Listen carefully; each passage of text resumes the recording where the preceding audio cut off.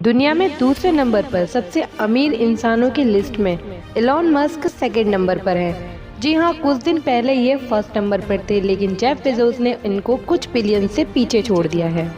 इतनी सी उम्र में एलॉन मस्क ने इतनी बड़ी सफलता कैसे हासिल की, ये बात तो बहुत ही कम लोग जानते होंगे, और जो कुछ जानते भी होंगे तो बस सिर्फ थोड़ा बहुत ही जानते होंगे। नंबर 1 और नंबर 2 तो आगे पीछे चलता रहता है, कभी कोई आगे होता है तो कभी कोई पीछे। खैर, यहाँ पर हम बात एलॉन मस्क के पैसे और उनकी हाईली रिचेस्ट पर्सनैलिटी के बारे में बात नहीं करेंगे, बल्कि हम उनकी एक ऐसी पर्सनैलिटी के बारे में बात करेंगे जो उनको इस मुकाम पर स्थिर रहने के लिए मोटिवेट करती है। वो इस समय जो है और जो वो कर रहे हैं वह दुनिया के सबसे अमीर होने से कहीं ज़्यादा ऊपर है। वो इतने अनोखे हैं कि अगर ट्विटर पे कोई ट्वीट करता है कि एलॉन मस्क अब सब दुनिया के सबसे अमीर इंसानों में से एक है, तो एलॉन मस्क खुद ट्वीट करके बताते हैं, वाह कितनी अनोखी बात है, चलिए फिर से काम पर लगते हैं। आज हम एलॉन मस्क की ऐसी ही पर्सनैलिटी के बारे में बात करेंगे जो शायद ही आपने कभी सुनी हो, और अगर सुनी हो तो उसे अपने जहन में उतारने की कोशिश करिएगा ताकि आप भी एक दिन एलॉन मस्क जैसे बन सकें। एलॉन मस्क में ऐसी बहुत सी क्वालिटी हैं जो उन्हें दुनिया से अलग बनाती है। नंबर 1 है हाईली कॉम्पिटिटिव। एलॉन मस्क इतने कॉम्पिटिटिव हैं कि वह किसी से कॉम्पीट करना ही नहीं चाहते। उनका कंपटीशन हमेशा खुद से ही होता है। वो खुद को ही बीट कर कर आगे बढ़ना चाहते हैं। एक बार एक ऑथर ने एलॉन मस्क के ऊपर एक बुक लिखनी चाहिए। इसके लिए उन्होंने उनकी पहली गर्लफ्रेंड जो कि कॉलेज में थी उसका इंटरव्यू लिया, जो कि उनकी फर्स्ट वाइफ भी थी। तब उन्होंने बताया कि जब वो कॉलेज में साथ में थे तो मेरे 97 आए थे और एलॉन के 98 आए थे। उन्होंने टीचर को इंसिस्ट किया कि पेपर की रीचेकिंग दोबारा करें, क्या पता इससे ज़्यादा हो। इसे कहते हैं कंपटीशन से आगे जाने का लालच। जो वो फर्स्ट आए हैं उसके बाद भी उन्हें और आगे बढ़ने की चाहत, इसे बोलते हैं सेल्फ कॉम्पिटिटिव। और ये जो चीज़ होती है ना, वो एक दिन इंसान को सक्सेसफुल बना ही देती है, अगर उसके लिए ढंग से मेहनत की गई हो तो। सेकंड नंबर पे आता है डिटर्मिनेशन। अपने बर्थडे के दिन इंसान कितना भी बिजी हो, पर वो सेलिब्रेशन के लिए टाइम तो निकाल ही लेता है। लेकिन एलॉन मस्क कोई सेलिब्रेशन करते ही नहीं है। वो अपने काम को लेकर इतने सीरियस हैं कि क्या बर्थडे है, क्या नॉर्मल डे है और कैसे सेलिब्रेट करना है, वो ये सब चीज़ तो भूल ही जाते हैं। एलॉन मस्क जैसे इंसान के लिए उनकी सक्सेस ही उनका सेलिब्रेशन होती है। जब उनका पहला रॉकेट उड़ा और वो सक्सेसफुली गया, वही उनके लिए सबसे बड़ा सेलिब्रेशन था, उनके बर्थडे से भी ज़्यादा। एलॉन मस्क अपने ऑफिस में काम करते करते ही अपने ऑफिस में सो जाते हैं। वो ऐसा इसलिए करते हैं कि फैक्ट्री में जाकर वे यह देख सके जो रोबोटिक मशीन चल रही हैं, अगर उनमें कोई कमी आए तो वो उसे हैंड टू हैंड सही कर सके, और अगर मशीन रुक जाए तो उसे ठीक कर सके और उसे काम करने के लिए रेडी कर सके। उन्होंने अपने 47 बर्थडे पर 24 आवर्स काम करके उसको सेलिब्रेट किया था। उस दिन कुछ लोग वेट कर रहे थे कि अब एलॉन मस्क का बर्थडे है तो वो सेलिब्रेशन करेंगे, लेकिन एलॉन मस्क ने इसका उल्टा फैक्ट्री के वर्कर से 24 घंटे काम करवाया और वो सेलिब्रेशन के लिए फ्री ही नहीं हुए। फिर बात आती है शॉर्ट टर्म डेडलाइन की। अगर आप लोगों से बोला जाए कि कोई काम है जिसे 6 महीने में करना है और आपको बोला जाए कि उसे आपको 2 महीने में कंप्लीट करना है, तो आप बोलेंगे इट कांट बी पॉसिबल। लेकिन एलॉन मस्क एक ऐसे इंसान है जो कि हर काम में हद पार कर देते हैं। 2018 में उनकी टेस्ला कार की हाई डिमांड की वजह से टेस्ला के प्रोडक्शन में शॉर्टेज आई, क्योंकि माल कम पड़ रहा था। अब प्रोडक्शन बढ़ाने में भी उन्होंने हद पार कर दी। उन्होंने इसे 3 महीने में पूरा कर दिया। 2018 के जुलाई, अगस्त और सितंबर में 50,000 कार का प्रोडक्शन कर दिया, जो कि कुछ लोगों के लिए इस तरह से इम्पॉसिबल है। फिर आती है बात सेल्फ एजुकेशन की। क्या आपको पता है कि टेस्ला कंपनी अपने एम्प्लॉयज़ को बिना डिग्री के भी काम पे रखती है, अगर वो उस काबिल हो तो। एलॉन मस्क ने एक इंटरव्यू में बताया कि आपको सीखने के लिए स्कूल पे डिपेंडेंट होने की ज़रूरत नहीं है। स्कूल आपको केवल 1% ही सिखाते हैं। 99% जो काम की चीज़ें हैं वो आपको खुद से सीखनी होती हैं। नवेद फारूक, जो कि क्वींस यूनिवर्सिटी में इलॉन मस्क के रूममेट थे, उन्होंने इलॉन मस्क के बारे में बताया कि जब इलॉन मस्क और उनके बैचमेट्स अपने एग्जाम और अपने स्कोर कंपेयर कर रहे थे तो नज़र में आया कि इलॉन मस्क के ग्रेड सबसे ज़्यादा थे और इलॉन मस्क के मार्क्स उन लोगों से ज़्यादा कंपेयर किए थे जो कि कॉलेज में सबसे ज़्यादा मार्क्स लाने वाले लोग थे। इलॉन मस्क उन सबसे कहीं ज़्यादा बेहतर जानते थे। 2017 में रोलिंग स्टोन की मैगजीन में इलॉन मस्क ने कहा कि वो किताबों के बीच ही बड़े हुए हैं। उन्होंने 9 साल की उम्र में इंसाइक्लोपीडिया ब्रिटानिका पूरी पढ़ ली थी। आप सोचिए, उन्होंने इस उम्र में यह पढ़ी जिस उम्र में बच्चे साइकिल चलाना भी नहीं सीखते। उन्होंने स्पेस एक्स में भी रॉकेट साइंस को लेकर कोई एजुकेशन नहीं ली। उन्होंने रॉकेट साइंस खुद से aero thermodynamic of gas turbine and rocket propulsion 3rd edition books पढ़ के ही रॉकेट बनाना सीख लिया। उन्होंने वो चीज सीख ली जिसका एग्जाम्पल हम देते हैं कि रॉकेट साइंस थोड़ी ना है जो आसानी से हो जाएगा।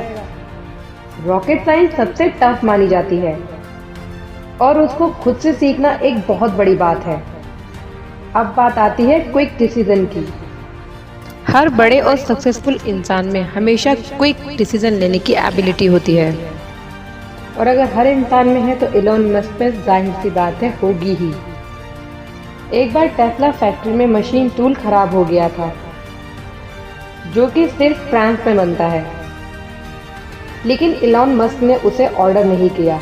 वह खुद प्राइवेट जेट से फ्रांस गए और वहां से टूल लेके आए ताकि आने में उनका समय बर्बाद ना हो और फैक्ट्री में प्रोडक्शन भी ना रुक सके, और वह उसी सेम डे वो टूल लेकर आ गए।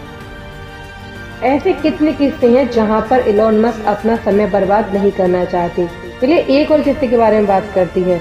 बात है उस समय की।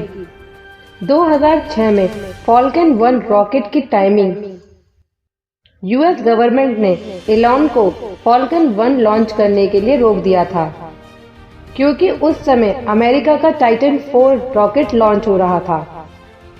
तो उसकी वजह से अमेरिका चाहता था कि इलॉन अपना फॉल्कन 1 को डिले कर दे और इलॉन मस्क ऐसा बिल्कुल नहीं चाहते थे। वे नहीं चाहते थे कि वो फॉल्कन 1 को डिले करके बाद में लॉन्च करें। तो उन्होंने जल्दी से एक ऐसी जगह का पता लगाया जहां से रॉकेट को लॉन्च किया जा सके और उन्होंने पैसिफिक आइलैंड में जाकर परमिशन लेकर रॉकेट को अमेरिका के रॉकेट से पहले लॉन्च कर दिया। इलॉन मस्क को यू कांट का मतलब पता ही नहीं है। इन्होंने अपनी लाइफ में बहुत कुछ सीखा और जाना, पर उन्होंने मैं नहीं कर सकता ये वर्ड शायद सीखे ही नहीं। कई बार इलॉन मस्क ऐसा बिहेव करते हैं कि उन्हें पता ही नहीं कि दुनिया में ये वर्ड भी एग्जिस्ट करते हैं कि मैं नहीं कर सकता या यह काम नहीं हो सकता। क्योंकि उन्होंने बहुत लोगों ने कहा कि तुम इंटरनेट बैंकिंग नहीं कर सकते तो उन्होंने पेपल बना दिया। बहुत से लोगों ने बोला कि अमेरिका में अब कोई नई कार नहीं आ सकती तो उन्होंने टेस्ला बना दी, क्योंकि उनसे पहले इतनी बड़ी बड़ी कंपनियां हैं जो कि कई 100 साल से और 70 साल से ज़्यादा की टिकी हुई हैं। और टेस्ला आई है 2003 में, जो उसका लेवल आज अलग ही है। कई कंपनियों को 100 साल लग गए अपना एक ब्रांड बनाने में, पर टेस्ला एक इनबिल्ड ही ब्रांड है, वो भी इलॉन मस्क की वजह से। कुछ लोग तो सोच रहे होंगे कि टेस्ला तो इलॉन मस्क ने नहीं खोली है। हाँ, लेकिन जब इलॉन मस्क ने टेस्ला कंपनी का पावर अपने हाथ में लिया था तब ये एक नेगेटिव कंपनी थी और इसका प्रॉफिट ऑलमोस्ट निल था। ये एक घाटे में चलती हुई कंपनी थी और टेस्ला एक स्ट्रगलिंग कंपनी थी जिसमें इलॉन मस्क ने इन्वेस्ट करके इस कंपनी को बचाया और एक डूबती कंपनी को अपने हाथ में लिया। तो बहुत से लोगों ने कहा कि कार की नई कंपनी अब नहीं आ सकती, तो अब इलॉन मस्क ले आई। बहुत से लोगों ने कहा कि तुम एक ऐसी कंपनी नहीं बना सकते जो कि स्पेस में रॉकेट लॉन्च करे। इलॉन मस्क ने स्पेस एक्स को बना दिया। ये सब किस्से जानकर तो लगता है कि इलॉन मस्क को सच में नहीं पता कि कैंट का मतलब क्या होता है। अब बात करते हैं कस्टमर सेटिस्फैक्शन की। तब उनकी इस डेडिकेशन को देख के आप चौंक जाएंगे। क्या आपको पता है, जब टेस्ला कार अपने चार्जिंग स्टेशन पर फुली चार्ज वाली होती है तब कार ओनर के पास एक मैसेज आता है और चार्ज होने पर भी नोटिफिकेशन आता है। नोटिफिकेशन के बाद अगर गाड़ी को अनप्लग नहीं करते हैं तो 1 मिनट का $0.40 चार्ज किया जाता है। ये न्यू पॉलिसी कब और कैसे आई, इस बारे में बताते हैं आपको। ये पॉलिसी 2016 में आई, जब एक कस्टमर ने अपने फ्रस्ट्रेशन में एलॉन मस्क को ट्वीट किया था। एक बार एक कस्टमर सिलिकॉन वैली जा रहे थे अपनी कार से। उसने सैन कार्लोस में अपनी टेस्ला कार रोकी, जहां पर चार्जिंग स्टेशन था, जहां पर काफी गाड़ियां खड़ी थी जिन पर प्लग लगा हुआ था और वो ऑलमोस्ट चार्ज हो चुकी थी। कुछ लोगों ने वहां पर एज अ पार्किंग उसको यूज किया था और उस कार के ओनर कहीं घूमने चले गए उन कार को वहीं छोड़कर। और वह कस्टमर अपनी मीटिंग के लिए लेट हो रहा था और उसने अपनी फ्रस्ट्रेशन में एलॉन मस्क को ट्वीट किया और कुछ मिनट के अंदर एलॉन मस्क ने अपने ऑफिशियल ट्विटर अकाउंट से उसका रिप्लाई करा। तो 6 दिनों में उन्होंने अपनी कंपनी की पॉलिसी बदल दी।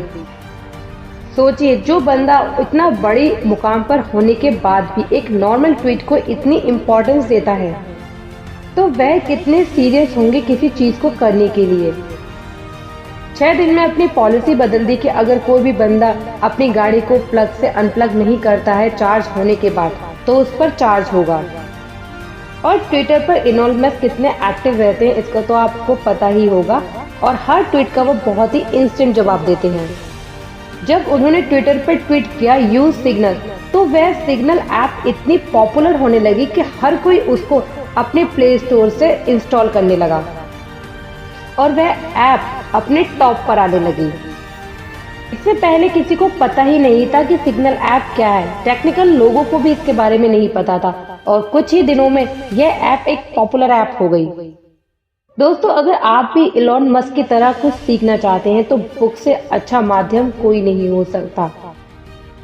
दुनिया कितनी ही डिजिटल क्यों ना हो जाए, लेकिन जो चीजें आप बुक से सीखते हो वह शायद ही किसी से सीख सकते हैं, क्योंकि एक बुक में एक ऑथर का पूरे जीवन का एक्सपीरियंस होता है।